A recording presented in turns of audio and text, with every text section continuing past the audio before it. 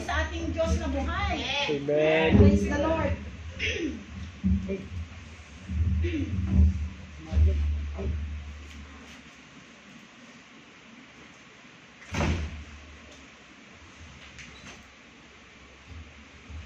Hallelujah.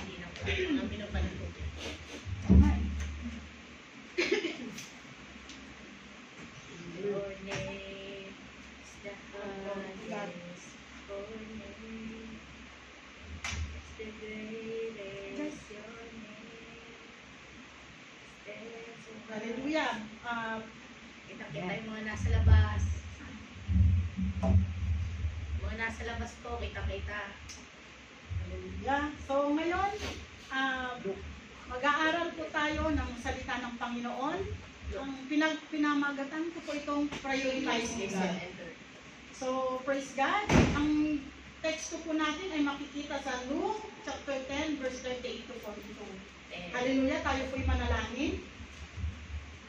Hallelujah, O God. Panginoon, salamat po, O God, sa araw na ito, Lord, na kung saan mo po, O God, dinala mo, O God, ang aming panyapak, Ama, O God, sa iglesia ito, Ama, O God, upang makinig, O God, ng iyong mga salita, Ama, O God. Tunay nga po, Lord, na kayo, O God, ang Diyos namin na makapangyarihan sa lahat. Kayo, O God, ang gumagawa, Lord, ng paraan, O God, upang kami, O God, ay makapakinig, O God, ng mga salita, Ama, O God. Lord, sa mga oras na ito, Lord, muli po, God, nilalapit ko po, Lord, ang aming mga puso, Ama, O God. Lord, anumang mga kalumihan, O God, na nakikita nyo, Lord, linisin niyo po kami, Ama, O God. Patawad po, Ama, O God. Lord, linisin niyo po kami, O God, ng banal na dugo, O God. Lord, nanamatay, O God, sa cross ng Calvario, Ama, O God. Father, we thank you, Holy Spirit. Hide me behind your cross, O God, upang ang glory mo lamang, O God, ang makita sa aking buhay. Hayaan mo, Lord, ang mga salita, O God, ay patuloy, O God, na mangusap, O God, sa bawat isa, Ama, O God. Father, we just thank you, Lord. We just glorify you, O God, in the mighty name of Jesus Christ, our Lord. Amen. Amen. Hallelujah. Prioritizing God. Praise God. Kasi naging priority niya si God, nakarating kayo dito. Di ba? Oh, praise God. So, pinili po niyo siya at siya yung naging number 1 sa heart nyo sa araw na ito. Praise God. At sa mga susunod pa na araw, dapat ang Panginoon natin ang number 1. Amen. Siya laging nating uunahin. Amen. Praise God. So, basahin po natin. Ito po yung teksto natin. Lucas 10:38 to 42. Sabi po dito, at siya'y may isang kapatid na tinatawag na Marta. Ay, Jay, bakit nagbibi ito? Basahin ko na lang dito sa ano ko. Sa pagpapatuloy nila sa kanilang lakad, pumasok siya sa isang nayon, si Jesus ito. Isang babaeng, ang pangalan ay Marta, at tumanggap kay Jesus sa kanyang bahay. At siya ay may isang kapatid na tinatawag na Maria, na naupo sa paanan ng Panginoon at nakinig sa kanyang salita.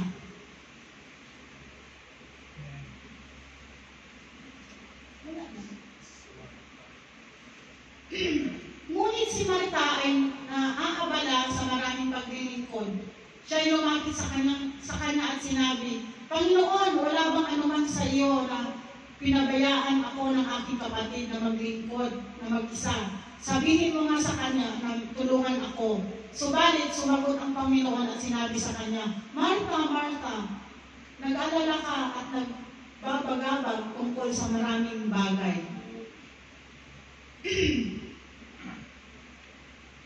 Subalit, isang bagay ang kailangan, pinili ni Maria ang mabuting bahagi na hindi kukunin sa kanya. Amen. So, praise God. Ito po, bago po pumunta si Jesus sa bahay nila Marta at Mary, ay napagaling na po niya si Lazaro. So, isang great miracle po yung nangyari sa kanila kasi magkakapatid po to si Maria, si Marta at saka si Lazarus. Yung binuhay na muli, kapatid nila yon si Lazarus. So, bago siya pumunta dyan sa tagpo na yan, napagaling niya muna si si Lazarus. Tingnan nyo si Lazarus, ilang araw na siya sa grave, pero noong pumunta ang Panginoon, pinagaling niya at nabuhay na muli si Lazarus. Yun po yung great miracle na nangyari sa time na yun, na nakita ng mga Pariseo, kung ano pa man na hindi, yung nag-against kay Jesus Christ. Ang una niya kasi nakita noon mga tao yung nagpapagaling siya ng mga bulag, ng mga pilay, nakita nila yun. Pero ito yung patay at muli niyang nabuhay, nakita ng mga ano yun, ng mga Pariseo at mga magagaling na mga mag-aaral ng Torah ng araw na yun. So, ito po siguro inabot na ito ng ilang araw. After ng resurrection, bumisita na after pagkabuhay muli ni Lazarus, pumunta siya nga doon sa bahay nila Marta. But si Marta at si Maria at saka si Marta nandoon sila sa bahay nila. At si Marta, abalang-abala sa pag-prepare ng mga pagkain. Hindi naman po masama kasi minsan pag may bisita din tayo, di ba nag-prepare din tayo, naghahanda din tayo kung sino yung mga dadating. Nag-prepare din tayo, hinahandaan din natin kung sino yung mga dadating, gano'n.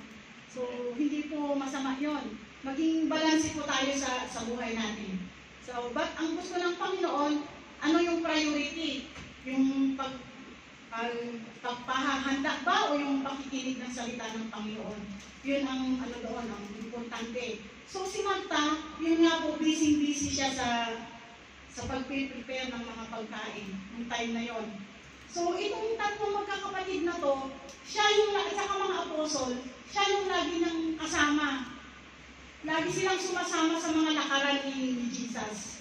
Sila lagi silang magkakasama, kaya nga naging close friend na sila Lazarus. At minsan nga sa turo ng Muslim, si Maria, asawa ba niya? Mayroon silang teaching na gano'n, na asawa daw niya si Maria. Kasi magkakalapit kasi sila, magkakaklose sila. Kumbaga BFF niya si Lazaro, magkakapatid ito. So, syempre, pag dumating si Jesus, naghahanda din si Marta, nagpe-prepare. So, but sinabi ng Panginoon na, sabi niya doon sa bakit siya nag-aabala ng mga kung ano pang bagay? Panginoon, wala bang anumang sa'yo na pinabayaan ako ng aking kapatid? Parang nagsusumbong pa siya kay Martha na, sabihin mo nga sa kanya, tulungan niya ako. Kasi abalang-abala siya doon sa mga piniprepare. Pero si Martha, si Mary, relax lang siya at pumunta siya sa paana ng Diyos at nakinig siya ng salita ng Panginoon. So ito pong Mary na to, siya po yung naglagay ng perfume doon sa alabaster jar. Nakalagay sa alabaster jar yun. Yung perfume na yun, nilagay niya sa paanan ng Diyos at yung yung nilight niya yung niya sa So, tingnan nyo, very expensive yung yung perfume na yun. At buong room ay nangamoy mabango. Yun po ang doon. So, pala yun? Anointing. Kasi last na pagkikita na nila kasi papasok na si Jesus Christ sa Jerusalem kasi huhuliin na siya. Yung time na yun, after nung tagpo nila Maria at saka sa bahay nila, naghahabilin na si Jesus Christ, doon na sila sa upper room na sila, naghahabilin na sila doon after nung tagpo na yun. Ngayon, ang natin dito, yung dalawang personality ng dalawang magkapatid. So, si Mary, sabi ko dito, compare ko natin, ayaw dyan.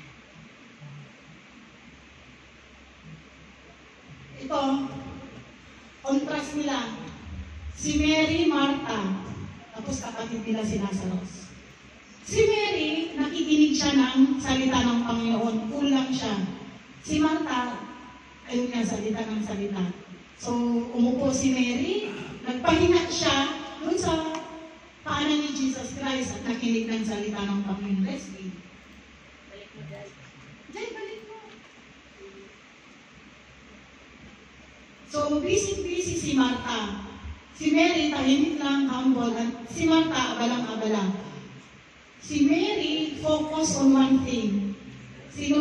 Saan ba siya nakafocus? Doon kay Jesus Christ. So, kailangan yung mind natin nakafocus doon sa salita ng Panginoon. Si Martha naman, nadidistract siya doon sa mga ipiprepare niya. Dami niyang piniprepare eh. Ito si Mary, peaceful, ano lang siya, cool. Ito naman si Martha, worried, hindered. Si Mary, nagtitiwala siya kay Jesus. Ito naman si Martha, trusting her own ability. Kasi nag-worry siya eh, kung ano yung lulutuin niya. Ba't abala siya doon, nakafocus siya doon. Pero si Mary, nakafocus siya kay Jesus Christ. Cool lang siya. So, si Mary naman concerned with godly things. Si Martha naman concerned with worldly things. So, makita natin. Worldly things, yun yung mga nawawala. Amen. Jesus was key to her health. So, kung ano man yung mga nararamdaman ni Mary, yung mga kasagutan sa kanyang tanong, nandun kay Jesus Christ. Ngayon, ito naman si Mary, akala niya makakatulong si Mary sa kanya, pero inuna ni Mary yung pakikinig kay Jesus Christ. So, isa pa, welcome Jesus into her heart. Inuna niya eh. Priority niya. Si Martha naman, welcome Jesus into her home. So, okay din naman yung ginawa ni Martha kasi welcome niya si Jesus sa bahay nila. So minsan, kanya-kanyang ano din yan, siguro gift. Si Martha, ang gift niya, hospitality. Ano siya? Ito si ano, simple lang. Oo. Siguro mas matanda ang kapatid. Bakit ganito na? So makita natin yung dalawang personality ng magkapatid na yon. Sabi niya, Mary had balanced life. She organized that there's a time to work and a time to worship. A time to do, a time to pray. So makita po natin a time to worship God and a time to pray. So yung priority niya, si God talaga ang priority niya. So she knows when to what time to take off the apron and converse with this most honored guest. Inuna niya. While Martha essentially wanted to get the dishes done, she made. The common mistake of offering, ang ginawa kasi Martha made a common mistake of offering work for worship. So, inano niya yung trabaho niya parang worship. Offering work for worship. But, sabi niya dito, but wanted her attention. Sabi niya, Martha, Martha. Sabi niya, ano ba yung sinabi niya doon? Martha, Martha. Dalawang beses nga niya siyang binigyan ng pansin. Martha, Martha. Sabi niya, one thing is needed. Sabi niya, gusto niya makinig siya doon sa kanya. Kaya nang naaabala siya sa mga bagay. Sabi niya, minsan sa buhay natin, hindi na natin na-priority si God kasi abala tayo sa mga kung ano-anong bagay. Oo, nandito tayo sa world. Ang dami nating pinag-aabalahan.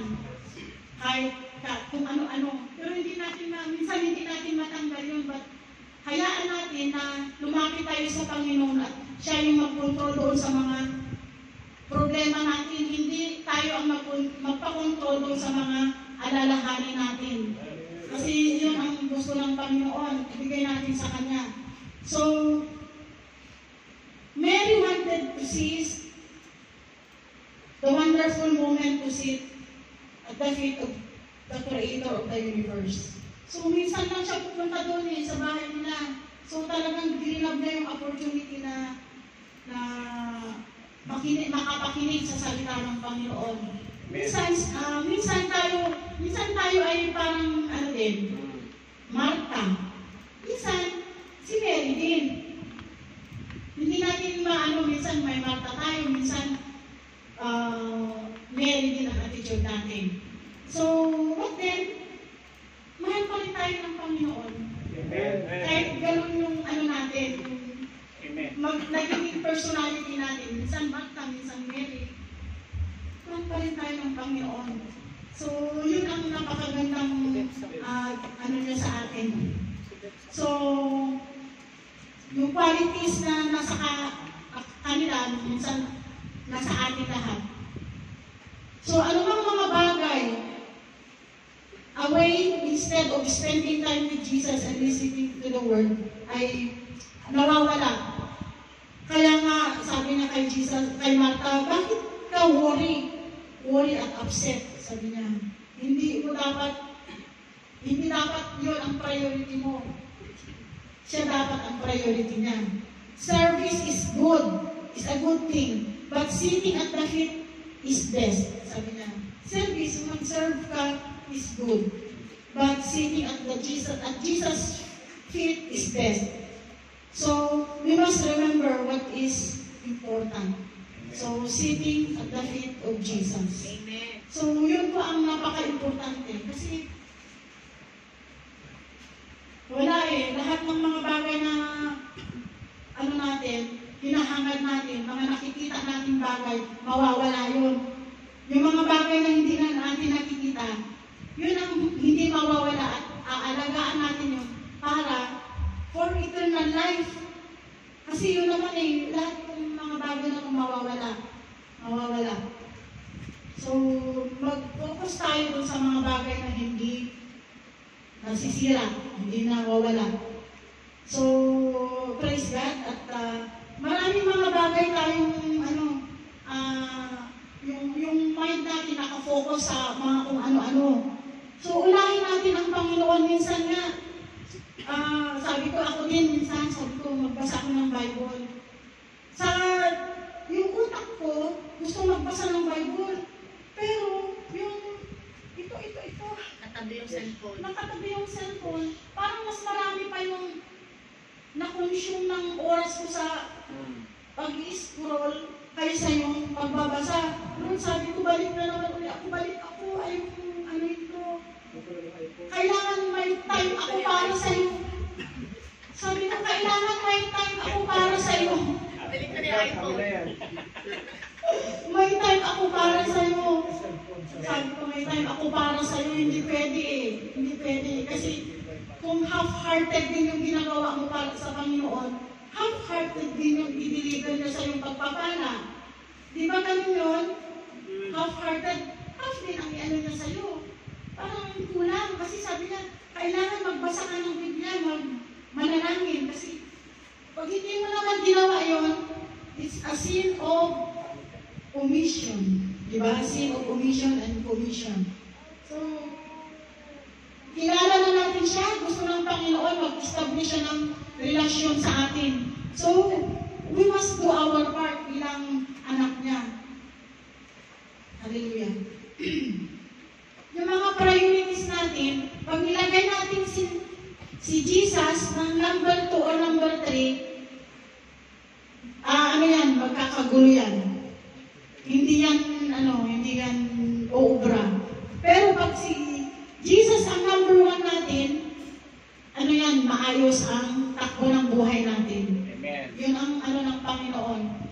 Kaya ang ang mindset natin, kailangan lagi tayo nakafocus kay God. Pag-gising natin sa umaga, thank you Lord. Buhay pa ako, mamaya hindi tayo nagising.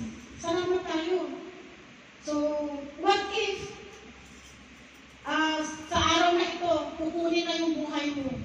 So, dapat naging priority natin ang Panginoon kasi siya lang yung makakapagligtas sa atin from para sa buhay na walang hanggan. Amen. Siya lang, wala nang iba. So, why should God be at the top of our priority list? We find our purpose and meaning in Him for His the very source of life. So, makita po natin na sabi po dito sa Acts 17:28, for in Him we live and move and have our being. Lagi po natin, lahat po ng ano natin, He is the very source of our life. Sabi niya, kalakasan, kaligayahan, lahat, may mga binibigay niyang pagpapala sa atin. Doon sa Kanya nagmumula lahat. So, dapat siya yung i-prioritize natin sa buhay natin.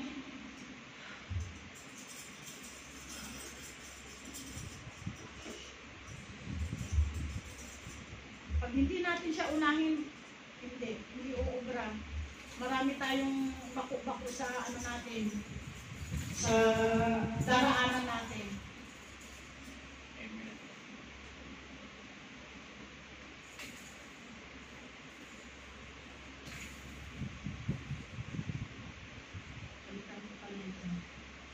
Praise God. Ito pa lang sinabi dito sa Luke chapter 10:24. Jesus continued, but one thing is needed. Mary has chosen the good part, which will not be taken away from her. So, choices in life, sabi ko dito, Jesus made a conscious decision between two alternatives. He chose listening to Jesus over preparation of a meal. So, tayo din, nag-choose din tayo ng ano natin, may choices din tayo sa buhay. So, sabi ko ng Panginoon, hindi niya tayo ginawang robot para mayroon tayong free will na mag-decide kung ano yung choices din natin. Pero sabi ng Panginoon, sabi niya, if we have made choice or whether to seek the good part, Jesus tells us our highest priority in life should be seek ye first the kingdom of God and His righteousness, and all these things shall be added unto you. So sa simula pa lang, hinanap na tayo. Hinanap niya na tayo sa simula pa lang. Kaya ang sabi ng Panginoon, seek ye first the kingdom of God and His righteousness, and all these things shall be added unto you. So, hanapin na natin siya. Una-una pa lang, hinanap niya na tayo para tayo magkaroon ng buhay na walang hanggan. So, yung ginawa niya, yun. So, kaya naman natin, hinahanapin din natin ang kanyang kaharian. At mas marami pa tayong mag-discover kung makikilala natin siya ng lubusan. Praise God. And He also gives us the guidance in how to do that. Man shall not live by bread alone, but every word that comes out from the mouth of God. The words that I speak to you are spirit, and they are life. The words that I speak to you are spirit, and they are life. So lahat ng mga salita niya they are life. Yung mga salita niya, ibibigay buhay sa atin. So, praise God. At napakainam na nakakasama natin ang Panginoon natin sa ating buhay. So, apparently, Mary knew that Jesus' words were most important needs of her life. Jesus recognizes this when He reminded Martha that her life was taken up with many secondary needs, but her greatest need was that which Mary acknowledged, the word of eternal life. So, inom na niya yung buhay na walang hanggan. Amen. Sabi po dito, the good part lasts forever. Yung one thing na sinasabi niya, yun ang nagdalas. Sabi niya, what did Jesus mean when He spoke that of good part, which will not be taken away from her? The Apostle John answers this question. All that is in this world, the lust of the flesh, the lust of the eyes, and the pride of life, is not of the Father, but is of the world. And the world is passing away, and the lust of it, but he who does the will of God abides forever. So lahat kukupas, lahat kukupas. The lust of the eyes, lahat. Pero kung sino yung mananatili sa salita ng Diyos, abides in Him forever. So napakainam po na doon po tayo mag-focus sa mga bagay na nagdalas. Amen.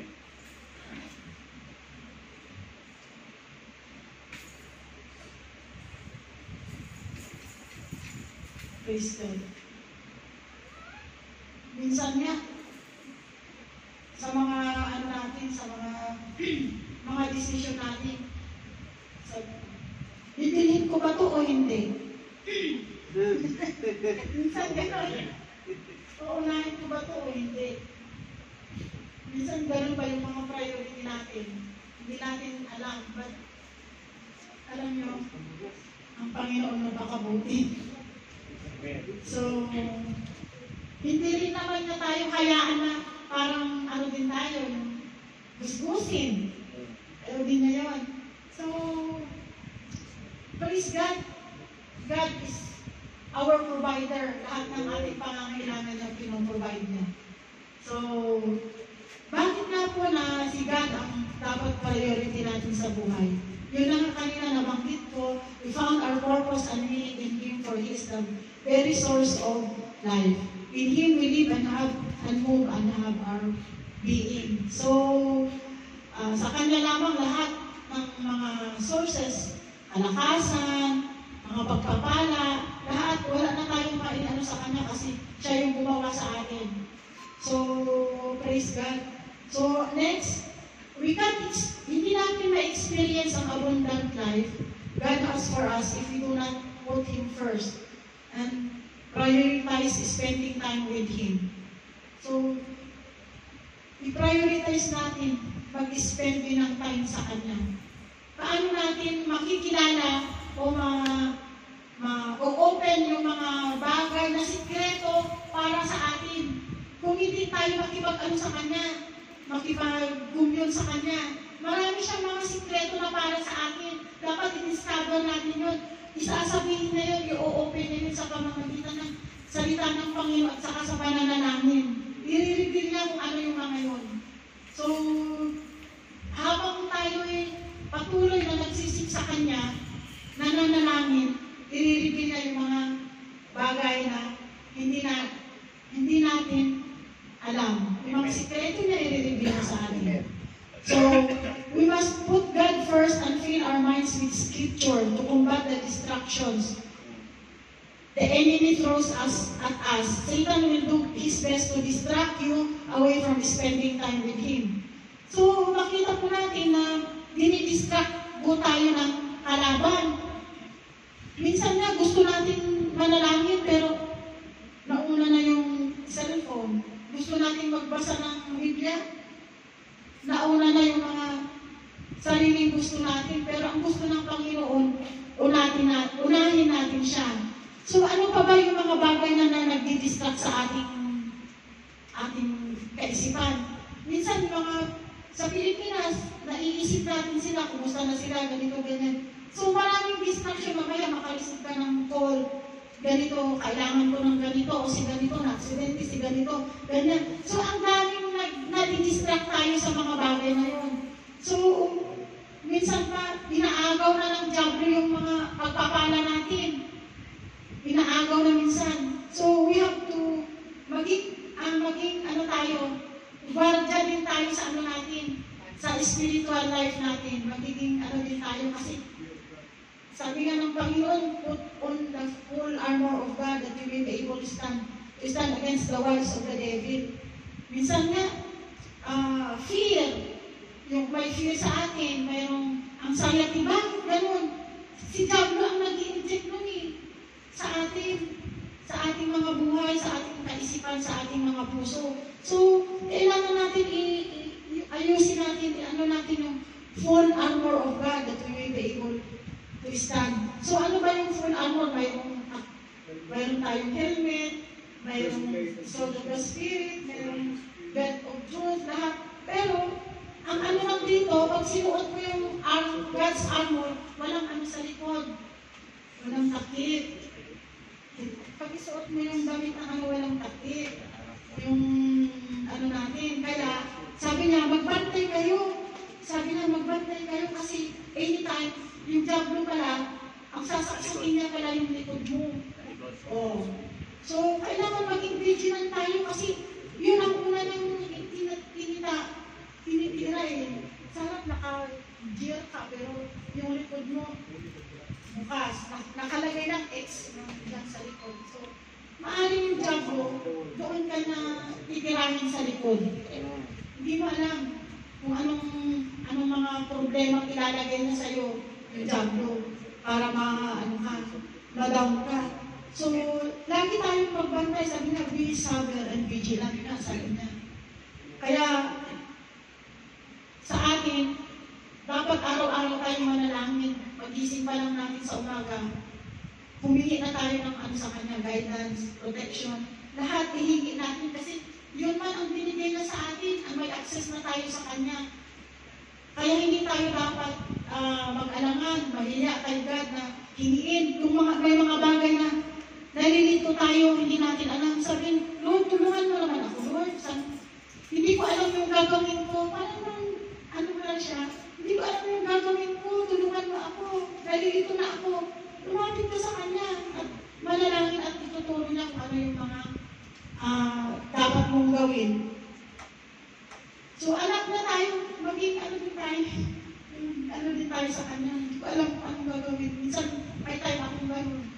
Nagsasabi ko, hindi ko alam kung gagawin ko. Turuan mo ako. Parang nandyan lang siya na kausap. So, maging childlike, din tayo. Ganun yung natin. So, bakit natin yung Panginoon, why we should be, dapat natin priority si God. Sabi na, God will supply all our needs if we seek His kingdom first.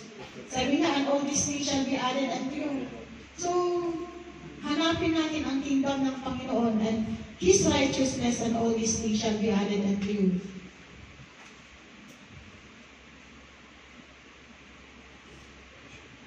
Bakit natin bigyan ng priority si Jesus sa natin? Number 1, sa list natin. When we abide daily with God, He fills us with His Spirit so we can produce fruit that honors and glorifies Him throughout the day. Sabi nga dito sa Philippians 4:6, do not be anxious for nothing, but in everything by prayer and supplication with thanksgiving, let your request be made known to God. And the peace of God will surpasses all understanding will guard your hearts and minds through Christ Jesus. So, napakailang po na, sabi niya, when we abide daily, daily, sabi niya, daily. So, kailangan makipag-commune tayo kay God araw-araw. Daily. Daily, sabi nga din sa prayer, give us this day our daily bread. Lagi, puro daily lagi. Daily, fill us with His Spirit so we can produce fruit and honors and glorify God. So ano ba to? Itong fruit na to na sinasabi, ito na yung mga kasagutan ng mga panalangin natin. Sabi nga, do not be anxious. Makikita mo yung mga kasagutan ng yung panalangin. So, huwag tayong titigil hanggang hindi natin nakikita yung sagot o hindi natin nakikita, hindi natin nakikita na hanggang makita natin, huwag tayong titigil sa pagpanalangin. So, napaka-importante ito. Importante po, lalo na po sa mga kapatid natin na hindi po nakakadalo. Huwag po natin silang titigilan na manalangin. Kasi in due time, babalik po sila na makinig ng salita ng Panginoon. Amen. So, lagi natin i-aim na yun ang natin kasi pangit naman na tayo lang yung makikinig ng salita ng Panginoon. So, napakailang na sama-sama pa rin tayo na magpuri sa ating Diyos na buhay. So, another one, bakit natin dapat bigyan ng priority si Jesus? Jesus promises that He will give us peace that will put our hearts and minds at peace. This peace is not dependent on our circumstances. God wants you to experience it by taking to Him, thanking Him, and asking Him for what you need. So, kapayapaan, panatag yung heart natin. Kung tayo ilalapit sa Kanya, mayroon tayong kapayapaan. At makita po natin na yung katulad kay Mary, inuna niya si God. So ano mayroon sa Kanya? Peace. Pero siya kapayapaan. Sabi niya, alam niyo naman po dito sa world, sabi niya, in this world, sabi niya, you will have many trials and sorrows, but take heart because I have overcome the world. Sabi niya, binigay ko sa iyo ang kapayapaan. So, paano na lang yung walang Kristo sa puso, yung walang Kristo sa buhay nila. So, ipag-pray din natin sila na makasama din natin, magkaroon tayo ng compassion na dalhin natin sila sa feet ni Jesus Christ para makinig ng Kanyang salita. Yan po ang ng Panginoon. Para sila din po ay magkaroon ng kapayapaan. Lahat naman po tayo, bago natin tinanggap ang Panginoon, andyan talaga yung life natin magulo, problematic, lahat. Magulo yung buhay natin, aminin man natin, kahit sabihin mo, andyan na lahat. Materially yung mga natin, hindi eh. Kailangan pa rin natin si God. Yun ang doon, yun ang kailangan natin. Si God ang kailangan natin. Mayroon ka man o wala, kailangan natin si God. Amen. Praise God. So, ways to put God first. Paano ba? Ayan na, sinabi niya dito, start each day in the Word. O balik pa rin tayo sa basic. Magbasa pa rin tayo ng salita ng Panginoon. Importante yung magbasa ng salita ng Panginoon. Si Haring David po, sabi niya dito, si Haring David, kung isipin mo nga, marami din siyang mga pagkakamali o ano. Pero, mas maigi kasi pag lumapit ka sa Panginoon at inaamin mo or mag-repent ka sa Kanya. Kasi mas lalo Kanyang pagpapalay. Bakit si David na kaya niya nga, ihari nga siya. Tignan mo, sabi na, O Panginoon, sa umaga ang tinig ko ay iyong pinapakinggan. Sa umaga ay naghahanda ako para sa iyo at ako'y magbabantay. So, praise God. Una pa lang, magpasalamat na tayo sa Panginoon. Manalangin na tayo. Simple prayer. Mag-start tayo sa simpleng panalangin. So, napaka-importante. Huwag po nating alisin yung pananalangin at pagbabasa ng salita ng Panginoon sa ating buhay. Dapat maging lifestyle po natin yan. Yung pagbabasa ng salita ng Panginoon. So, ano ba yung mga nagdi-distract sa atin? Ang dami din eh. Itong cellphone na to. Ano na to? Ayan, minsan. Oo nga eh. Talagang hatak. Pero, praise God, we shall overcome. Sabi nga ng Panginoon, we shall overcome. So, si Haring David, sa umaga siya nanalangin. Si Daniel na, 3 times a day siya nananalangin. Umaga, tanghali, at saka gabi. So, sa atin, kung saan tayo comfortable, kung evening tayo, so pag-gising natin, let us pray. Kneel down before the Lord and read the Word of God. Amen. So ito, pray and give thanks daily. Manalangin kayo, walang pati. 1 Thessalonians 5:17. So, sinasabi ko rin, walang pati. Balik ulit tayo sa basic. Mag-partner yan, word, magbasa ng Biblia at manalangin. So, walang pati. Lagi tayong magpasalamat kung nakarating na tayo sa paroroonan natin. Lord, salamat, nakarating kami ng mapayapa.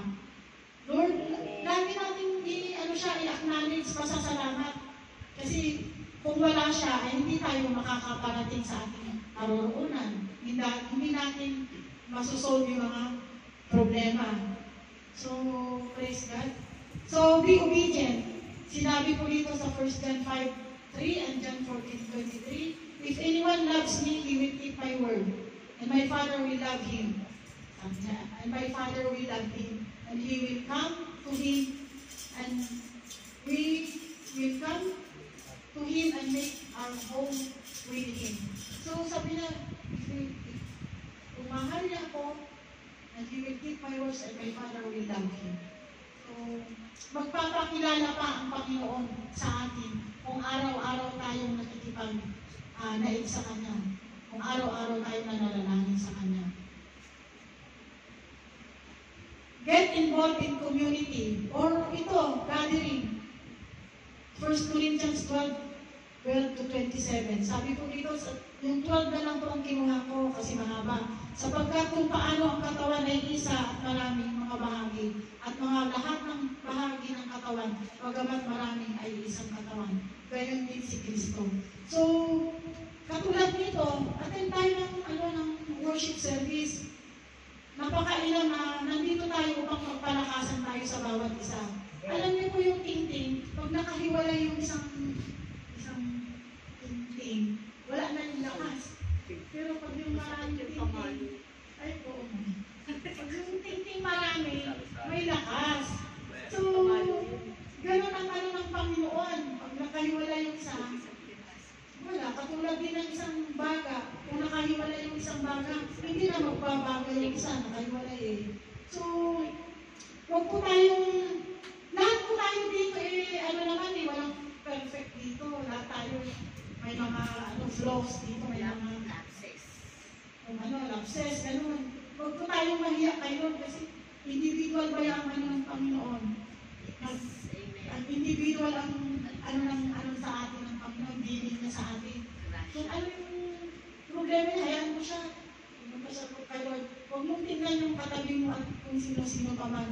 Kay Lord ka tumingin. Kasi siya lang din ang makapag-solve ng problema mo. Kung may nakita kang ganito, ganyan, Lord, naalala mo yung kabayo, kaya may ganyan para tuwid yung niya. Oh. Tuwid yung paningin niya, oh. Pagkanuan. Hindi siya ma-distract. One direction. Oh. Tingnan mo. Hindi siya tumingin sa iba. Isa lang, no? O, huwag kayong tumingin sa iba, ha? Salamin. Masama yun. Mas mahirap pasukin yung tumingin sa iba. So, Wala kasi yung isang mata eh. ay, Kabayo. Wala yung isang basta, ganun ang ng Panginoon. Nandito tayo upang magpalakasan. So, yun po ang natin.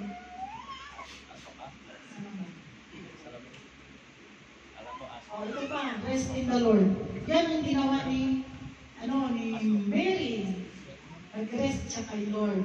Ano yung napakinggan niya? Salvation or pag-aaral kay Kristo. Subalit sinasabi niya sa akin, ang aking biyaya ay sapat na sa iyo, sapagkat ang aking kapangyarihan ay nagiging sakdal sa kahinaan. Ako'y lalong magmamalaki na may galak sa aking kahinaan upang ang kapangyarihan ni Kristo ay manatili sa akin. So, katulad dito, kung ano yung mga kahinaan natin, lumapit tayo sa Panginoon at i-empower niya tayo sa ating mga weaknesses. So, praise God at napakailang ko minsan, katulad dito ay, sabi ko parang, sinasabi ko kay, parang ayaw kong tumayo dito. Sabi ko minsan, pero nandyan din yung conviction ng Holy Spirit. Sabi ko, Lord, salita mo to. Sabi ko, empower mo ako sa aking mga kahinaan. Yun lagi kong inaano kasi lahat tayo dito, estudyante, parang estudyante, wala tayong dapat sabihin na, ay, mali yung ginawa mo, ganito. Sasabihan natin sila para mag-improve, hindi i-condemn. Kasi yun ang importante. Para mag-improve yung natin, yung servisyo natin sa Panginoon. So, praise God. Yan ang ginawa ni Martha. I mean, Mary. Maria, rest in the Lord. So, yun lamang po ang ano ng Panginoon. Kung po tayo sa conclusion. So, sabi po dito, may we all look to the example of Mary and Martha and learn to give our best, not just the good. So, lagi natin ibigay yung best natin sa ating Panginoon at lagi natin i-prioritize ang ating Panginoon sa ating buhay. Kasi, kung siya ang nauna sa ating buhay, lahat ng mga ano natin, sunod-sunod na yung magandang takbo. So, minsan, sa mga ano natin, may mga bako-bako, sige na, tuloy lang tayo kasi we must continue to trust God. Kasi ang Panginoon, siya na yung kikilos. Kasi kung tayo yung nagawa ng kaparaanan, hindi uubra yung pangit pa rin ang resulta kung tayo pa rin ang gumawa ng kaparaanan. Minsan, ang Panginoon natin, nagbibigay talaga siya ng direksyon. Basta wag lang natin kalimutan manalangin at magbasa ng kanyang salita. Sabi niya nga sa Joshua, meditate day and night. Sulat, yung mga nakasulat noon, it makes you successful and prosperous. So, pag-aralan natin ang salita ng Panginoon kasi marami pa tayong dapat malalaman na sikreto na galing kay Lord. So, yun lamang po. Praise God, kayo yung nangyayari. Hallelujah, Jesus. Lord, salamat po, Ama o God, sapagkat Lord, kayo o God ang Diyos namin o God na makapangyarihan sa lahat. Lord, salamat po o God, sapagkat Lord, sa araw na ito o God, kaya kami nakarating dito, Ama o God. Kayo o God ang aming inuna, Ama o God. Father, we just thank you, Holy Spirit o God, sa mga darating pa po na araw, Ama o God. Gabayan niyo po kami o God, sa aming mga workplaces o God, sa aming mga decision, sa aming mga gagawin, Ama o God. Hayaan niyo po, Lord, na unahin ka po namin, O God, sa aming buhay, O God. Manalangin, O God, at magbasa, O God, ng mga salita, Ama, O God. Sapagkat, Lord, ang mga salita, O God, ito po, O God, ay mapa, O God, ng aming buhay, Ama, O God. We just thank you, Holy Spirit, O God. Gabayan niyo po kami, O God. Banal na Espiritu, kung wala po, O God, ang iyong gabay, O God, ay hindi po kami, O God, mananatiling makatayo, Ama, O God. So Lord, hayaan niyo po Lord yung mighty conviction, O God, mapunta sa amin, O God, mabasa amin, O God, Lord, araw-araw, Ama, O God. Maging conscious po kami, Ama, O God, sa lahat, O God, ng aming mga ginagawa, Ama, O God, at lahat po, Lord, ng aming mga iniisip, Ama, O God. Father, we thank you, O God, cover us with your precious blood, Ama, O God. Lord, anumang mga bagay, O God, na hindi kaaya-aya, O God, sa aming buhay, Ama, O God, ay alisin niyo po ito, Ama, O God, at make our path straight, Ama, O God. Father, we just thank you, O God. We just thank you, Holy Spirit, O God, sapagkat, Lord, hallelujah, O God, nariyan ka, Ama, O God, patuloy, O God, na nagtuturo, O God, at nagkukonvict sa amin, Ama, O God. Lord, at kung anumang mga choices namin, O God, na hindi mabuti, O God, Lord, hayaan niyo po, Lord, na i-resist po namin ito, Ama, O God. Father, we just thank you, O God, at hayaan niyo po, Lord, na ang iyong kalooban lamang, O God, mahuna, O God, sa aming puso, O God. Father, we thank you, O God. Please we pray in Jesus' name. Amen.